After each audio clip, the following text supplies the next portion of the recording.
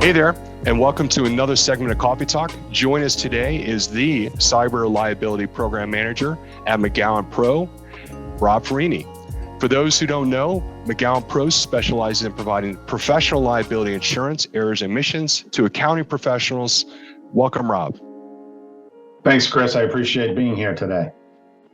Can you expand a little bit more and dig a little deeper on first person's coverage, third person's coverage, then you have forensics coverage, then you have and then also how much is enough these days? I mean, any examples of if you're a $5 million or $10 million company that's doing that in revenue, any guidance or suggestions? And I know that's a loaded question. Sorry to put you on the spot there, Rob.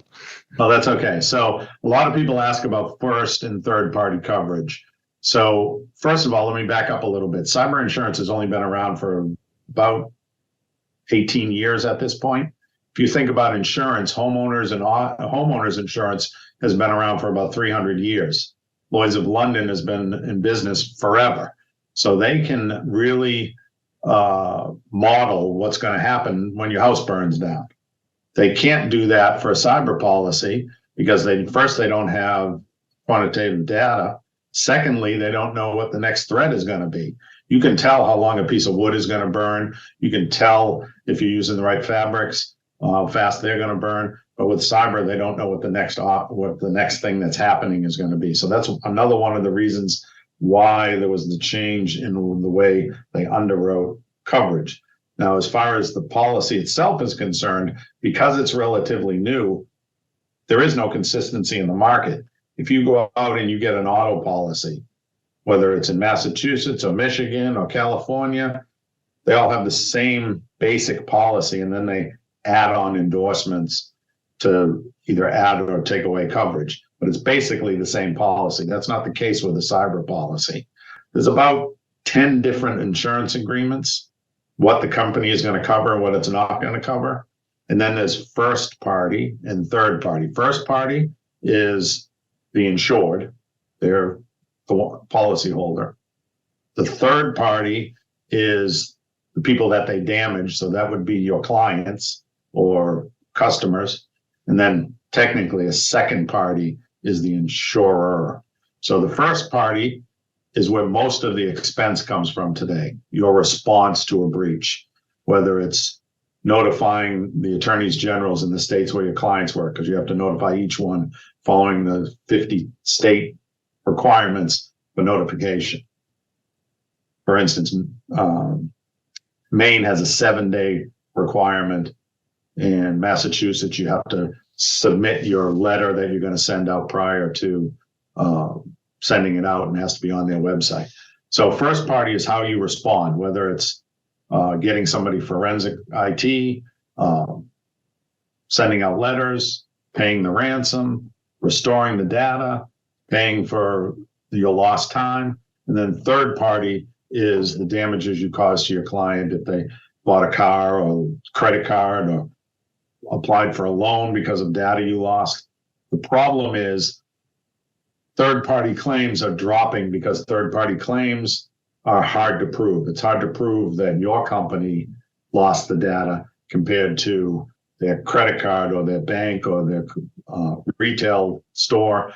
But your ability to get back in business needs to move quickly, needs to be all-encompassing. So the first-party coverage is the important coverage. The third-party coverage kind of follows along. Whatever you have for first-party coverage, usually have the same amount for third-party coverage. Does that answer your question? Absolutely. And in fact, I think you hit the nail on the head. That first person's coverage is so essential because for that time that you're responding to a ransomware attack, first of all, you're not able to focus on what you do best with your customer. You're more focused, you and your entire team are completely focused on responding to the disaster in front of you, which will take days, weeks, months, and sometimes even 6 months out, you're still unpacking the damage, and meanwhile, you may or may not be getting revenue through the front door. So first person's coverage is just as important as the potential third-party lawsuits. And what we've learned is, there's negotiators, professional negotiators are involved. Somebody's got to pay them, the forensics, et cetera. And all those things have to be usually paid up front. Exactly. And that's another big differentiator is the kind of policy. Are you having a policy that's going to pay for this claim up front to keep your cash flow in your bank, or B, or you're going to have to pay it all up front and possibly deplete your cash flow. So these are critical little details, I think, that make a difference in a firm. Unpacking that a little bit, I mean, most accountants think that E&O and business owners policies have cyber insurance. Isn't that enough coverage these days? So what would you tell those owners? So with your E&O or your professional liability, they usually have some cyber coverage in there, but the trend is that they're pulling away from offering cyber coverage because a professional liability policy has what they call a professional services trigger. So if you are in a professional services firm, an accountant, a lawyer, investment advisor, something like that, E&O or professional liability is for your error, the mistakes that you make, and for damages that you cause. Cyber liability was just a throw-in at that time because it was easy. There wasn't a lot of claims. Now there are a lot of claims. Most of the coverage in a professional liability policy is for third party, which is your client's damages, because that's what the policy is really designed for. Very limited first party coverage, which is your response.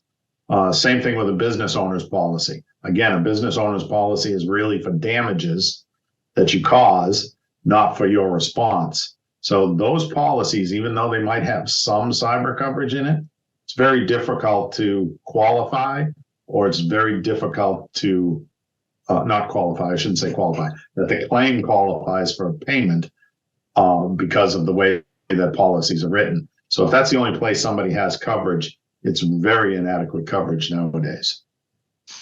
It's a complicated topic. I've got to imagine that, as a customer is evaluating their insurance options, it's very difficult to navigate and understand the threat and the problems. Would you recommend, a lot of businesses work with a corporate attorney that, are taking care of their general needs. Would you recommend that clients talk to an attorney that specializes in cyber insurance, security and insurance because of the complexity of the topic? That's a good idea. I think that they should. To what I think is just as important is working with an IT security firm, working with a cyber broker as opposed to just a general insurance broker that covers your home and auto or does your plant or whatever, because they might not know the nuances of the insurance. An attorney is going to be able to tell you.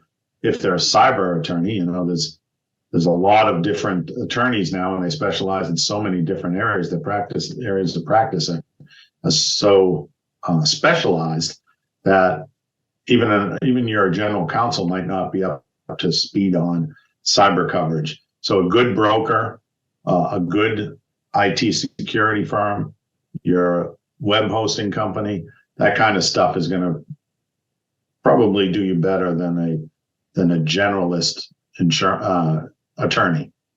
You and I are 100% in agreement there. When we talk to customers about, IT support and IT security, we try to explain to them that it's much like tax and audit. They're two different worlds. Mm-hmm. And when you're talking about IT and IT security, they are really two different worlds. And just because the person that's installing servers and working on your workstations doesn't necessarily make them a good a cyber consultant. Exactly. So this is where, working with the experts that this is all they do, is really going to pay off in the long run. How is a separate cybersecurity policy different than from your E&O or BOP policy? Is it just it's more focused on things that are not covered under there? And is it recommended to have a separate outside of Yes. the business owners? Strongly suggested to have a separate cyber policy. Again, they use a different philosophy. They provide you the vetted service providers. They're going to have everything in place quickly instead of you having to try to figure out how to do all the stuff, everything at once. You're not going to tie up all your staff trying to figure out, all right, you do this, you call the Attorney General's office, you find somebody to send out letters, find out how do we write the letter, where do we pay Bitcoin, how do we pay Bitcoin, where do we get it from? All of that stuff has to be done concurrently. And so if you're trying to figure all that stuff out, it's going to slow you down considerably. Where a cyber policy will respond quickly. We've had response within the lowest 20 minutes. Client would call us and say, hey, our icons on our desktop are changing. We would tell them, unhook it from the internet first off, and we would contact the carrier, and the carrier would call within 20 minutes to say, okay, let's get everything running. Let's start all these things in place. Now, one of the biggest issues, or not issues, but something to be aware of, is you have to sign NDAs. The insurance company has to sign NDAs for you. You have to sign service agreements for them. And sometimes that bogs things down if you're not quick. So you can be very quick and get this stuff done. Insurance companies know what they're doing in cyber, and they do it very quickly. And speed is of the essence. The faster you can get to the breach, the faster you can fix it, the less damage it's going to cause. Or at least find out what it is. Is it a hoax? Did they actually take things? Or are they sitting there waiting to take something? What are they doing? And you need to find that out quickly. What are some things that firms can do today to help secure coverage? So the biggest thing to do is have multi-factor authentication on everything. It's easier to have it on everything than have the insurance company say, well, we want it on this and we want it on that. They definitely want it on privileged accounts, which is access, admin access. That's one of the reasons why, if anybody remembers Colonial Pipeline, they had a breach through their privileged accounts, through their admin accounts. And that was a big breach. That's a major reason why this breach is because admin is using stupid passwords. They use an admin for their password or whatever. If you have multi-factor authentication on it, it's going to slow them down. It's going to stop them, or they're going to go on to something else. Second is to use a good password vault.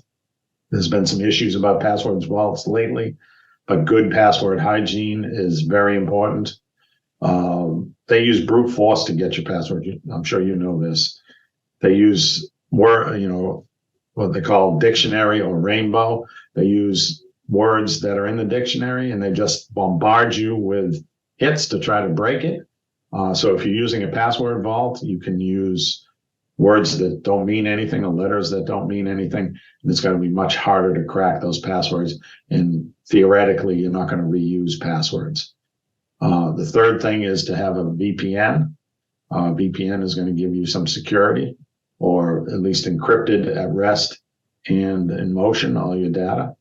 And then encrypted backups. Because if you have a backup, you want to make sure that it's not also corrupted or not stolen.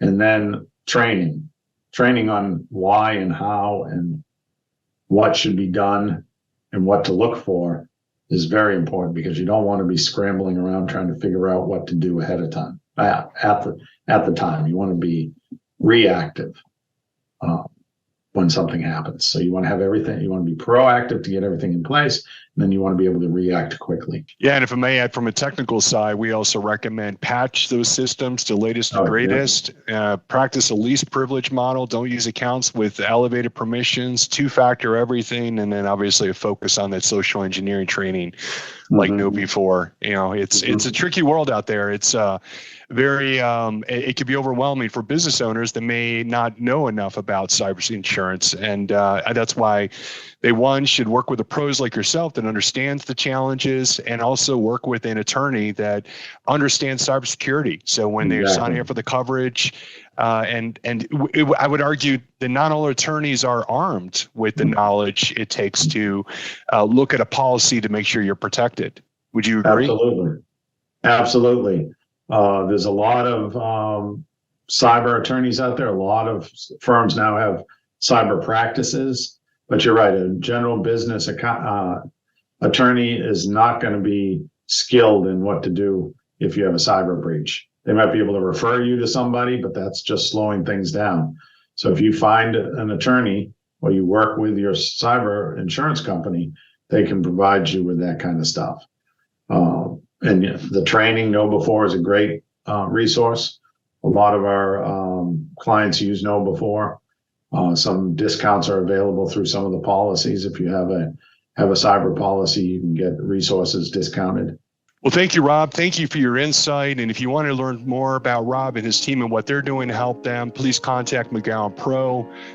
Thank you for sharing your expertise in the topic. And for those who are still with us, thank you for joining us today. If you want more tips and best practices from the experts, be sure to like and subscribe for more videos. Cheers.